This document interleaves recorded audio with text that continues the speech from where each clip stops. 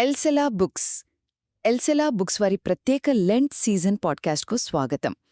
మీకు తెలుసా, విశ్వాసం అనేది కేవలం దేవునికి సంబంధించింది మాత్రమే అని మనం తరచుగా అనుకుంటూ ఉంటాం.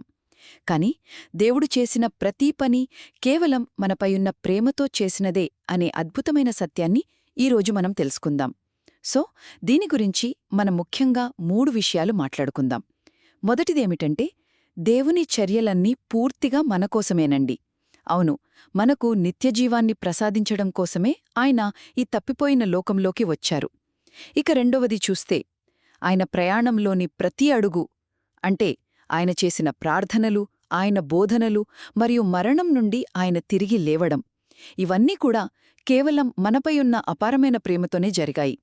మరియు చివరిగా, దేవుడు మనకోసం ధారపోసిన ఈ అంతులేని ప్రేమను మనం ఎప్పుడైతే అర్థం చేసుకుంటామో అప్పుడు సహజంగానే మన హృదయాలు కృతజ్ఞతతో నిండిపోతాయి. ఇది మనం ఆయనను నిరంతరం ఆనందంతో స్తుతించడానికి, అలాగే ప్రార్థించడానికి మనకొక గొప్ప కారణాన్నిస్తుంది. సో, దీనంతటి సారాంశం ఒక్క వాక్యంలో చెప్పాలంటే, దేవుడు తన అపారమైన ప్రేమను మనకోసం వెచ్చించాడు. తద్వారా మనం ఆయనతో శాశ్వతంగా ప్రేమతో జీవించగలము. మా పాడ్కాస్ట్ విన్నందుకు ధన్యవాదాలు. మరిన్ని విషయాల కోసం మా పాడ్కాస్ట్ వింటూనే ఉండండి.